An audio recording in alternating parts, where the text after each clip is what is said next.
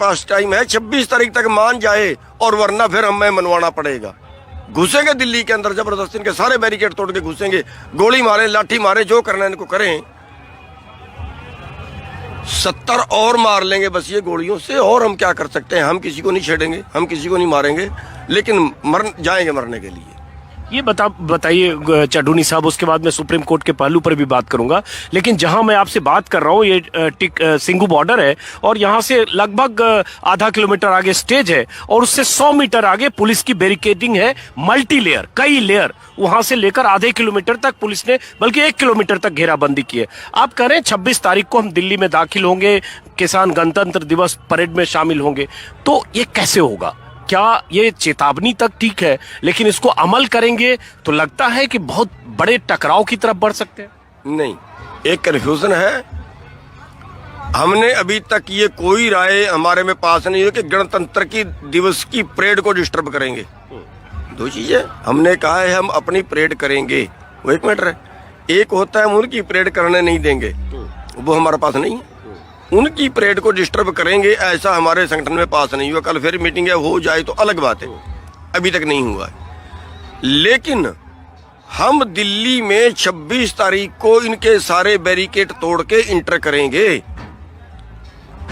और फिर दिल्ली के अंदर घुस के जो है वो हम संसद में जाएंगे या कहां जाएंगे, ये फैसला लेना हमने अभी बाकी है। लेकिन एक हो सकता है, हम सर्दी में बैठे हुए हैं, हमारे पास कोई जगह नहीं है और ये देश इनका नहीं है, संसद इनको तो चलानी नहीं है। इन्होंने तो कैंसिल कर दिया। हम सर्द का सत्र भी नहीं करेंगे क्योंकि किसान आंदोलन है, इनकी बात माननी पड़ जाएगी, विपक्ष बात उठाएगा, इसलिए सत्र भी नहीं बुलाएंगे। अब हो सकता है हमें ये फैसला लेना पड़ जाए कि उस संसद में हम बैठेंगे, देश का किसान जाके डेरा डालेगा संसद में, और फिर ये जब मर्जी चाहे 2 साल बिठा के रखे बैठेंगे हम संसद में, वहीं बिछाएंगे गद्दे। और हम क्या कर सकते हैं? हो सकता है ये फैसला में कल लेना पड़ जाए। लेकिन चढ़ूनी साहब, आप जानते हैं कि संसद की जो सुरक्षा है, जिसमें बिना कार्ड का एक प्रेस वाला भी दाखिल नहीं हो सकता है, सांसद को भी चेकिंग के बाद संसद के गेट के भीतर दाखिल होते हैं, तो ये आप जानते हैं कि लगभग नामुमकिन है कि संसद परिसर में दाखिल होना। नामुमकिन तो दिल्ली आने का भी था, वहां भी उन्होंने बड़े बड़े बैरिकेड लगाए, 10-10 फुट के खड्डे ही पाड़ दिए थे सड़कों में। कभी देखे आपने इन सड़क ही पाड़ दी हो कि कभी सरकार की तरफ से सरकार ने सड़क ही पाड़ दी हो 10-10 फुट गहरी के लोग आना जाएं। हम जाएंगे, हमारे देश की संसद है और जब हम जाएंगे ही मरने के लिए, फिर वो मारे। हम कौन सा जिंदा रहने के लिए जा रहे हैं वहां? हम कौन सा वहां लड़ाई खाने के लिए जा रहे हैं? हमें पता है वो गोलियां मारेंगे तो मार दें। लेकिन एक बात इस देश की सरकार याद रखे कि ये जवान हमारे परिवारों से हैं। अगर उन कभी जवानों को गुस्सा आ गया ना, कभी उल्टा पुल्टा हो गया, तो उनको लेने के देने पड़ जाए। क्या गोलियां मरवाते हैं हमें, क्या मुकदमे बनवाते हैं, क्या डंडे मारते हैं हमें, क्या पानी के फुहारे मारते हैं। ये जिस दिन जवान बिगड़ गया ना, इनको लेने के देने पड़ जाएंगे। ये सवाल देश का है, देश किसी के बाप का नहीं है कि देश को बेच डालें ये लोग। इन्होंने आजाद नहीं करवाया था देश को, हमारे लोग मरे थे, हजारों लोग शहीद हुए थे। देश की आजादी की लड़ाई में सोने की चिड़िया था ये देश। आज सोने की चिड़िया 94 में स्थान पे है, भुखमरी में। मार दें सारे देश को, इनके हाथ में मुट्ठी में जान दे दें। हमने वोट दे के पाप कर लिया क्या? सरकार बना के पाप कर लिया क्या हमने? इनको मरने के लिए सरकार बनाई है कि ये हमें मार दें?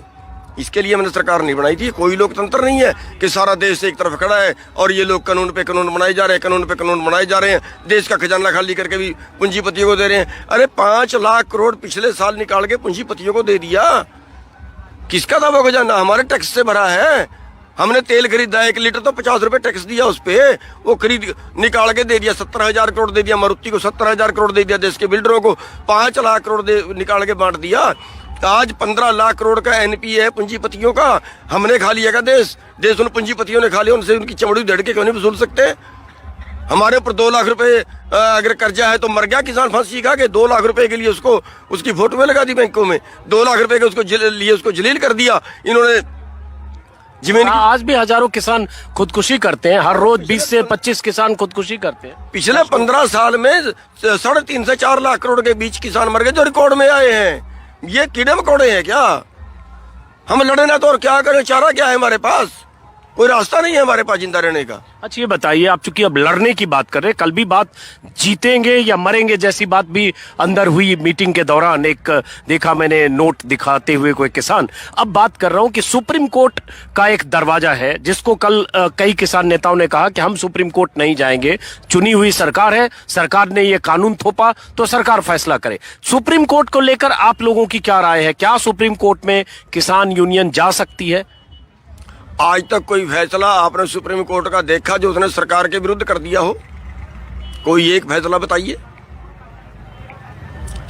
सुप्रीम कोर्ट बने हुए कानून को या लागू करता है, बने हुए कानून जो कानून बन जाता है उसी के, सुप्रीम कोर्ट नया कानून नहीं बना सकता, बने हुए कानून को तोड़ नहीं सकता। केस भी इन्होंने ही करवाए अपने आदमियों से। हम कब गए कोर्ट में? हमने कब कहा कोर्ट को हमारी बात सुने? हमने तो कहा ही नहीं। कोर्ट ने हमें कहा कि अपनी बात सुनाइए। अरे हम सुनाए ना सुनाए, कोर्ट का फैसला क्या आएगा हमें क्या पता, सरकार के दबाव में करती। अगर ये सरकार ये षड्यंत्र रचती है कि कोर्ट के माध्यम से केस करके और कोर्ट से कहलवा दें और फिर लोगों को, फिर देश को ये बताएं कि देखो ये तो कितने बागी लोग हैं, ये सुप्रीम कोर्ट की बात भी नहीं मानते, ये बात देश के सामने रखना चाहते हैं वो लोग। ये अंदेशा है आपको? अंदेशा नहीं, यकीन है, यकीन है, इसी के लिए कर रहे हैं। वरना किसी को क्या जरूरत पड़ती केस करने की, मुकदमे करने की, सुप्रीम कोर्ट में जाएगा। हम तो सुप्रीम कोर्ट में हमारा किसी रहा, हम तो नहीं गए, हमें जाना चाहिए, हम तो नहीं गए कोर्ट में। हम तो सरकार को कह रहे हैं तुमने कानून बनाया तुम वापिस ले लो।